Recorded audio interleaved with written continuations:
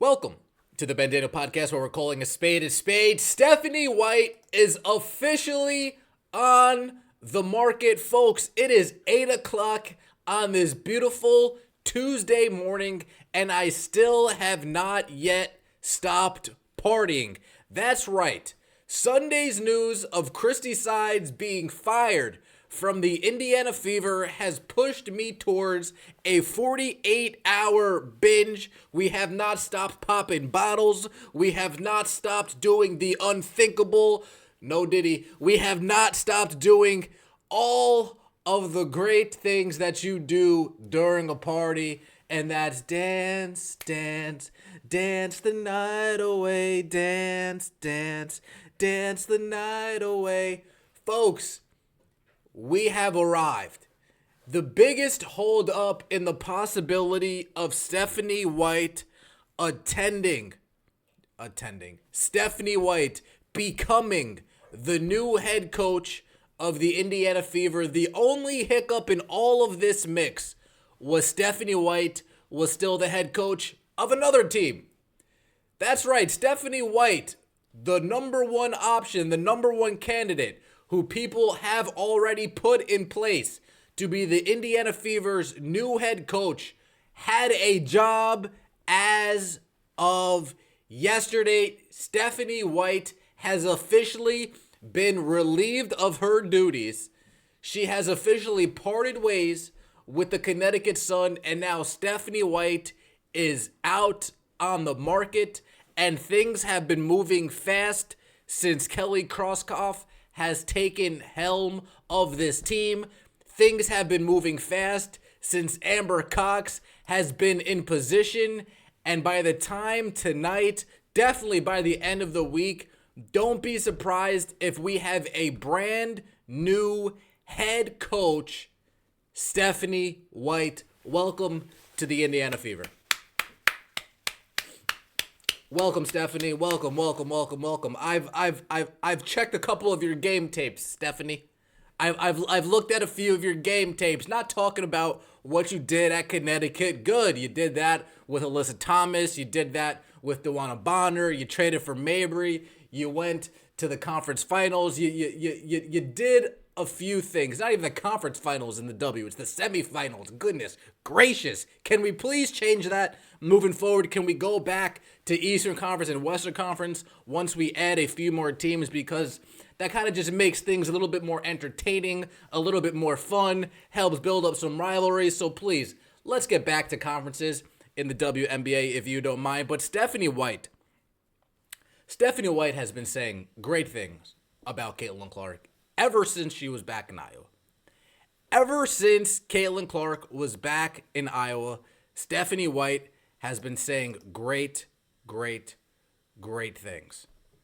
Let's take a listen here and see what Stephanie White had to say back when Caitlin Clark was torching Ohio State. Well, look, and the way that you make it hard on her, and she's seen it all year long, is physicality. It's closing up the gap. You cannot give her any space because she's going to make you pay. And Pam, look, all season long, it's like, who do we compare her to, right? Because we've never seen a women's basketball player like Caitlin Clark. You're damn right we've never seen a women's basketball player like Caitlin Clark. You're darn skippy, Stephanie White. And then when Caitlin Clark comes to the league, you still have nothing but nice things to say. See, Stephanie, that's half the battle. Half the battle where so many of these coaches refused to keep it a buck. So many of these talking heads and personalities refused to call a spade a spade. They wanted to act in Delusion Town. They wanted to visit Delusionville. Shout out to SpongeBob and Patrick. Hey, pal, you just get here from Stupid Town. They've been from Stupid Town the whole entire season. But Stephanie White, one of the few who has had it pegged right from the very start. Back when she was in Iowa, back during the WNBA draft lottery show. Draftees, who is the most in WNBA ready right now? To me, I think it's Caitlin Clark. I think it's Caitlin Clark, not just because she can score the basketball really at all three levels, but she got stronger. She's gotten better every year. She put on 6 pounds of muscle from a season ago. I mean, she can get to the rim. She can finish. She can also facilitate. A year ago, she led the nation in scoring and assists. The only other player to do that is Trae Young on the men's side. Ooh. And she reads the game. She plays in a lot of two-man game at Iowa in that system. There's a lot of readers in the draft. Oh, yeah, okay, so you peep the type of game that we're playing. A lot of two-man game, a lot of read and react, all right, a lot of down ball screens, flare out, pop up three, okay, a lot of tied top of the key, ball screens, okay. Stephanie White has peeped how Caitlin Clark likes to get open. She saw Lisa Bluder's game plan, and she was thinking to herself, damn, and I'm over here stuck with Alyssa Thomas, who shoots worse than Bill Cartwright. Oh, no. Oh, no. And I'm over here with Dejanay Carrington, who's more worried about if her blush is put on correctly, if her foundation is even, than trying to get a jump shot. Oh, good. Oh, goodness gracious. Oh, goodness gracious. How do I get to Indiana? How do I get to India? I know what I'll do. Okay. Shout out to Kendrick. Family matters. All right. I'll get out of family problems. I'll get out. I'll move closer to home, be closer to my family. Boom, boom, bada, bing. Stephanie White, welcome to the team, Stephanie. Welcome to the team. And folks, if news drops that Stephanie White is in fact officially the new head coach, I'll be back here today. I had a couple errands to run this morning. So by the time you're watching this, I will be out running my errands and then whoop, right back here, ready to fill you in on the latest happenings, if any happenings have been released. But Stephanie White. Then Caitlin Clark gets into the league, right? Then Caitlin Clark comes into the league, and we get to hear what Stephanie White has to say about Caitlin Clark then. I mean, folks, like I said, half the battle is knowing what you have when you come to the Indiana Fever. Christie Sides pushed against it. Christie Sides was reluctant, to cave in, to actually realize that reality has hit her smack dead in the face and it's time for a change. She wanted to push back and stay in her old ways. Paint touches. She wanted to stay in that realm. Let's listen to Stephanie White. This is early in the season when people were doubting how Caitlin Clark, is she going to still be fine? Is she not going to be fine? Are we getting a little bit crazy? Are we getting carried away? Are we worried? Let me know what you think, Stephanie. When I'm, looking at all these things that people are talking about with Caitlin Clark, it's like, guys, chill out. Like, she's going to be fine. Why are you yelling at me? It's 2 games in. Are you kidding me? She's a student of the game. She got better every. Hey, why are you yelling at me? Why are you? I wasn't getting crazy. I always stood packed. You're talking to the goofballs out. Oh, okay. Finish. Start again, Stephanie. I'm sorry. Didn't mean to interrupt you. When I'm, looking at all these things that people are talking about with Caitlin Clark, it's like, guys, chill out. Like, she's gonna be fine. Like, it's 2 games in. Are you kidding me? She's a student of the game. She got better every year. You're not going to just absorb all of the new information that's coming at you in 2 games, in 2 weeks. It takes time, and she will. I have no doubt about it. She's a student of the game. She continues to get better. And these are also points that coaches then address. Hey, let's continue to work on this. But it's really hard to work on some of those things in season. So this might be an off-season thing, right? Let's continue to play to our strengths. Let's find different ways to get the ball to our players. And then when we get time in the off-season, then we'll work on that next step or that next level. Okay, you already had a game plan in on what to do with Caitlin Clark during the off-season. I mean, you said off-season, you really meant Olympic break. I get it. But, yeah, I mean, what did Christie say? She awakened a monster. Christie was right about one thing. That Olympic snub, the monster definitely rose. the big dog came out of the playpen and said, all right, give me my ball back. Stephanie White, hey, again, folks, that's half the battle, man. Half the battle is knowing what you have with this special talent. Half the battle is knowing how to use this special talent. Half the battle is staying the hell out of the way so Caitlin Clark can be the special talent that she is. Coach up some of the rough around the edges things, but don't be like Christie Sides, straining her game, pulling her back, reeling her in. You need to encourage her to play her game. I better see a lot of ball screens between her and AB. Pick and roll, pick and roll, pick and roll, pick and pop, pick and roll, pick and roll, pick and roll, pick and pop. Okay, Kelsey, pick and roll, pick and roll, pick and roll, pick and pop, pick and roll, pick and roll, pick and roll, pick and pop. I better see some three-man game like all game long. Kelsey, Aaliyah, Caitlin, three-man game. Bop, bop, bop, bop, bop, bop, bop, bop, bop, bop, ba, ba, ba, ba, something like that. You know, with, oh, there's Lexi Hole, 3, bang. You know, that's what we need to see. Oh, there's dances from the corner. Bang. Oh, okay, nice. Oh, and there's the free agent pickup. Satu Sabali, she's fitting right in an Indiana Fever. Not yet, folks, not yet, but we can hope.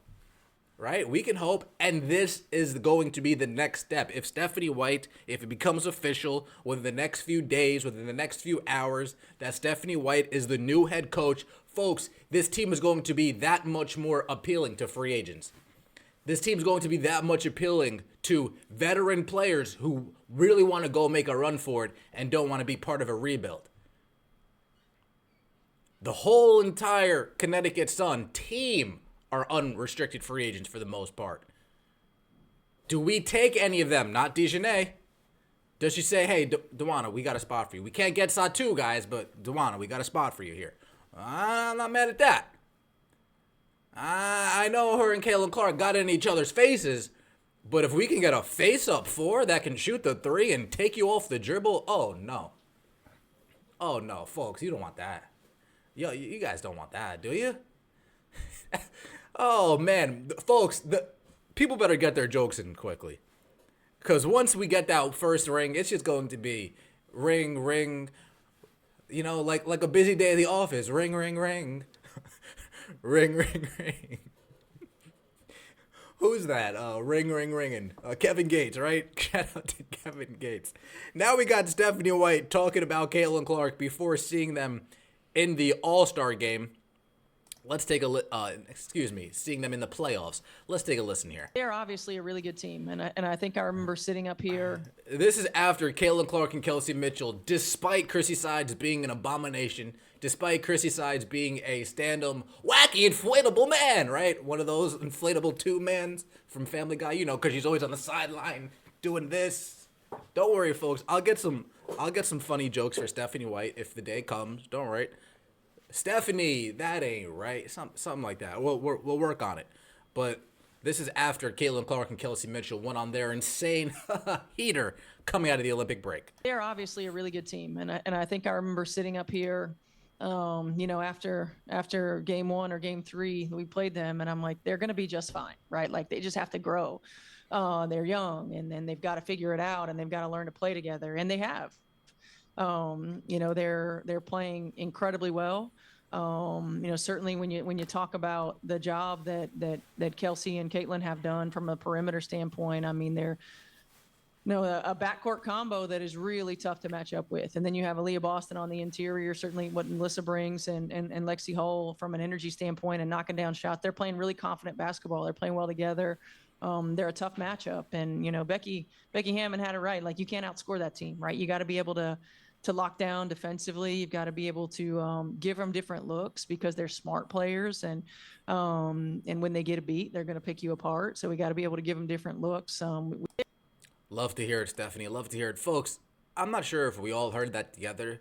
Christie, Kelsey, and Caitlin Clark, what they're doing, how effective they've been off the dribble, how dominant they've been as a scoring backcourt. Okay, those two have compliments.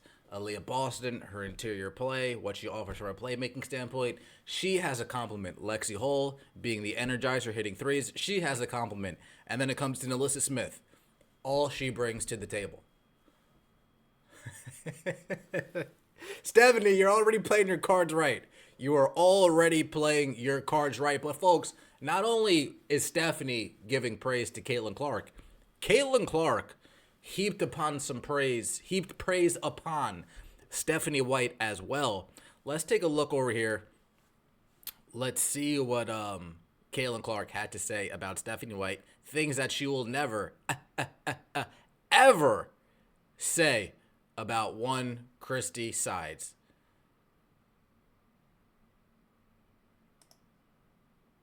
But I noticed that the first person that you greeted from the Connecticut team was actually head coach Stephanie White. What was that like to just be able to catch up with her in your pro debut regular season? She's obviously called a lot of my games all throughout college, and I just think she has a really great basketball mind. I think she's done a great job calling college games. It's been great to see her on NBA games. I think what she's done is she's obviously, she's been a trailblazer, honestly. I think she's always been somebody that's been supportive of my game, and it's been fun to talk to her at shoot-arounds throughout my college career, and always been really supportive. And so I think the biggest thing is just it's fun to go against her now for my first time after her calling a lot of my games. Now I get to play against her, so I think that's going to be a lot of fun for the both of us. Folks, you remember how defeated Caitlin Clark looked early in the season? She's got her coach shit in the fucking bed. Christie Sides, you suck, by the way. She has her team, can't catch a fucking pass. Alyssa Smith, you suck, by the way. Can't grab a rebound, soft hands, falling on the floor, icing her out of games. You remember those first 10, 15 games? Ooh, that was rough. You can just see right there how down she was, but still found the light at the end of the tunnel. Still managed to be professional through it all. I mean, Caitlin Clark, what else is there to say? What else is there really to say about Caitlin Clark? She just is the adamant professional here, always keeping it a buck, as they would say. This is also about a Caitlin Clark and Stephanie White first interaction. That being said, I was able to go to Caitlin Clark's first ever regular season WNBA game, and I'm watching the morning shoot around. And Caitlin Clark, I would describe as someone who is a little reserved, maybe shy, and as other players are engaging with each other, as the two teams are swapping opportunities to practice on the court, the first person that Caitlin Clark spoke to was Stephanie White. Now, Stephanie White has covered Caitlin's games as a part of the broadcast for Big Ten, and was very complimentary of Caitlin Clark. So again, if Christie Sides maybe wasn't the right fit, if this indeed is a move to activate and get more from Caitlin Clark, then Stephanie White is likely at the top of the list. Folks,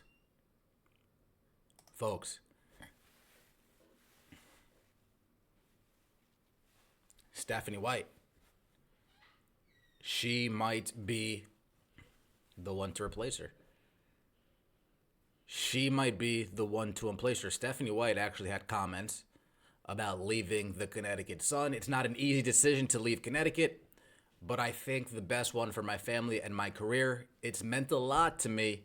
I'm so grateful to Jen and the organization, and then Jen Rosati, the owner or the GM of the Connecticut Sun, We parted on good terms because some of White's decision-making process was not just basketball. That's right. She is the number one option expected to replace Sides as candidate. Fun little fact, Stephanie White and Christie Sides did go head-to-head when they were both in college. Both of them were 22. Now they're both competing for the ultimate 22, the number one 22 in all of sports, Caitlin Clark. And just like Christie Sides as a coach, her defense just wasn't up to snuff when it comes to defending Christie Sides, when it comes to defending her ability to coach Caitlin Clark. That last sentence was bad, huh? Don't hold it against me. Appreciate all you guys. Appreciate all the support. Let me know what you think in the comments section below. Stephanie White, no longer the head coach of the Connecticut Sun. Is she next in line? Folks, please let me know in the comment section below. I want to see top threes.